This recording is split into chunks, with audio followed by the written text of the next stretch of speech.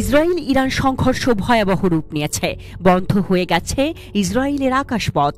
বিমান চলাচল বন্ধ থাকায় দেশ ছাড়তে মরিয়া হয়ে উঠেছে স্থানীয় বিদেশিরা। কেউ পালাচ্ছেন জর্ডান বা মিশরের সীমান্ত দিয়ে, আর কেউ সমুদ্রপথে।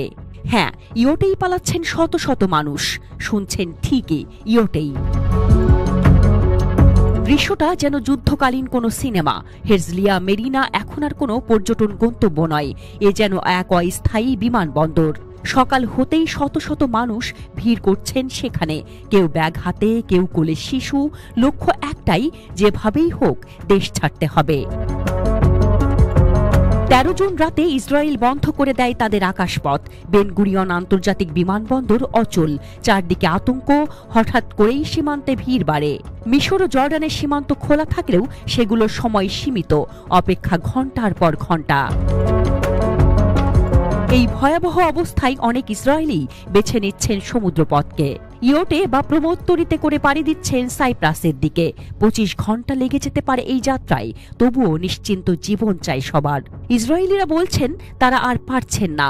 প্রতিদিন মিসাইলের শব্দে ঘুম ভাঙে, তাই বাচ্চা কাচ্চা নিয়ে আর থাকতে ইচ্ছে করে না। তাই যা খরচ হোক চলে যাচ্ছেন। হারেতস পত্রিকার রিপোর্ট বলছে ইয়োট ভাড়াও এখন আকাশ ছোঁয়া। কেউ কেউ $713 পর্যন্ত দিচ্ছেন একজনের জন্য। এক যাত্রী জানান তার কাছে চাওয়া হয়েছিল 6000 শেকেল। কোনো বিমা নেই, কোনো অনুমোদন নেই, তবুও দেশ ছাড়ছেন সবাই। সামাজিক যোগাযোগ মাধ্যমে খুলে গেছে সি এক্সিট নামের গ্রুপ। পোস্টের পর পোস্ট, অফার আর অনুরোধে ভর্তি। তারা কেবল বলছেন একটা জায়গা হবে, আর কেউ সাইপ্রাস যাচ্ছেন। ইয়োট মালিকরা বলছেন সবাই চাইছে পালাতে, কেউ টাকা দিলে আমরা নেবই তো। কিন্তু হ্যাঁ, অনেকেই লাইসেন্স ছাড়া যাত্রী নিচ্ছে। এটা বিপজ্জনক। প্রতিদিন শত শত মানুষ ইসরায়েল ছাড়ছেন। কেউ বলছেন তাদের এখানে স্থায়ী আবাস নেই, ফিরতে চাই নিজ দেশে। কেউ বলছেন বিদেশে থাকা সন্তান বা সঙ্গীর কাছে যাচ্ছেন।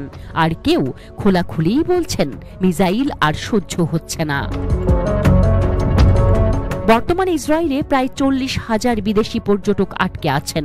অন্যদিকে বিমান চলাচল বন্ধ থাকায় বিদেশে আটকা পড়েছেন প্রায় 1 থেকে 2 লাখ ইসরায়েলি। শুক্রবার 13 জুন ভোরে ইসরায়েল চালায় অপারেশন রাইজিং লায়ন।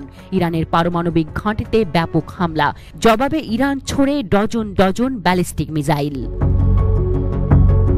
ইরান হুঁশিয়ারি দিয়েছে ইসরায়েলের হামলা বন্ধ না হলে পাল্টা প্রতিক্রিয়া হবে আরো ভয়ঙ্কর। এমতো অবস্থায় হাজারো মানুষ নিরাপত্তাহীনতায় ইসরায়েল ছাড়ছেন।